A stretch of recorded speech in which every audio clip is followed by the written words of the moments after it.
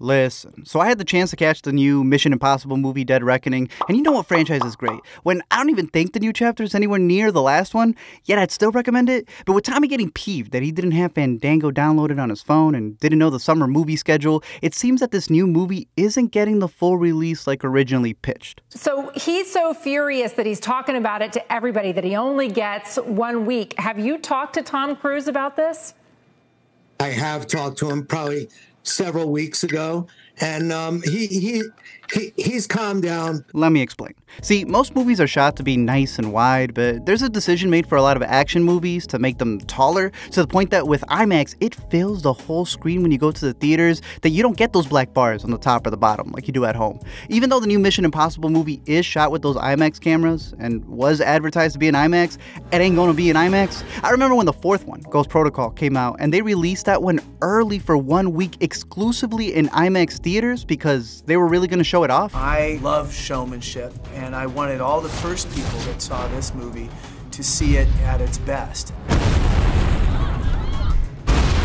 And they went beyond the average 1.9 IMAX. That's big, but they went that full Nolan 1.43. And that deserves its own video for Oppenheimer because that's an old school height that only like 30 theaters in the country can do. Dune also got an exclusive with that type of height, and even the Snyder Cut. That's why instead of the horizontal bars you usually see, this one got the vertical ones on most regular screens. But when it's for a movie where Cruise is climbing the tallest tower in the world, there is no experience like it. We were just showing people snippets of the film.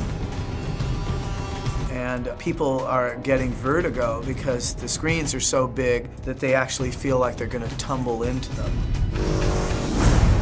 Following that, Rogue Nation and Fallout didn't go that tall, but still had that standard 1.9 IMAX that went full frame. And let me just show you the difference for when it happens in the movie.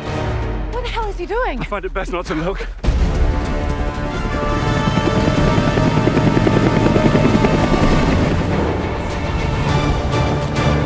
Yeah, this elevates every single action scene, especially when the man is literally jumping off of a plane. Also, the sequence takes place at night as the sun has set.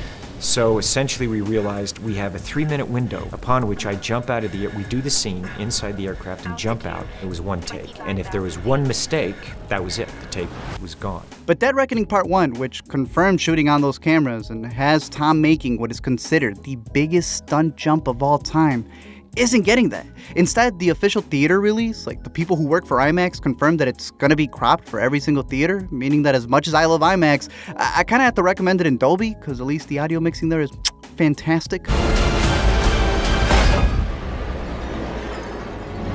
But what's goofy is learning all the behind-the-scenes beef that is happening with the studios and the directors, with journalists even calling it a war against the man with a hydrogen bomb? If you remember in 2020, there was a pretty big event that happened.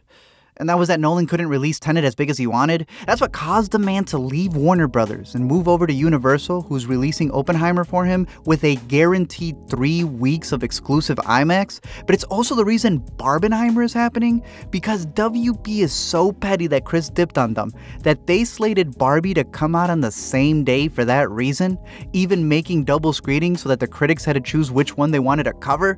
And the funniest part is that some of y'all don't realize that they're the two studios that own Rotten Tomatoes. So with those two going at it, but at least having secured their dates ahead of time, in comes Tom Cruise, who everyone claimed as the man who saved theaters with Top Gun. So my dude really thought that he was movie Moses and could get everyone to part ways, and then they didn't. I'm not upset. And so what was advertised as filmed for IMAX was then changed to experience in IMAX, as it seems he was so pissed at them for cutting him short that he was gonna crop them. I don't accept that. Instead, it was reported that he was literally calling up theaters personally to ask for all of the non-IMAX screenings, because now that he was gonna do the regular ratio, he wanted to make sure that he got the most screens for the summer. Which then elevated Nolan's dream of being a pure IMAX experience, and one of the only ways to catch it. Thanks to Tom forcing it that way. This is not a film, this is an experience. I know they're gonna go all out for the 4DX release, so you can go watch that movie and get more whiplash than the stuntmen. They're also gonna do the whole Screen X rollout, which should make the train scene look really cool since that's, nice and wide, and they had 2 extra screens on each side to extend the picture. It's something that they did with Top Gun, where they added an extra camera on each of the plane's wings. On top of that, Top Gun did go full frame in IMAX every time they were in the sky. So here, I don't know if he's mad he's only gonna get it for a week with Barbenheimer coming up, and so he's not going to dominate all the screens like he did with Maverick last year, but IMAX themselves did advertise it in their official reports, only to change it this year. So I'm kind of curious why. I just hope that one day we do get to see the full frame of those cameras so that we can experience the whole jump in its full glory, and maybe even get a special double feature when part 2 comes out. Or else it's going to be my dead reckoning.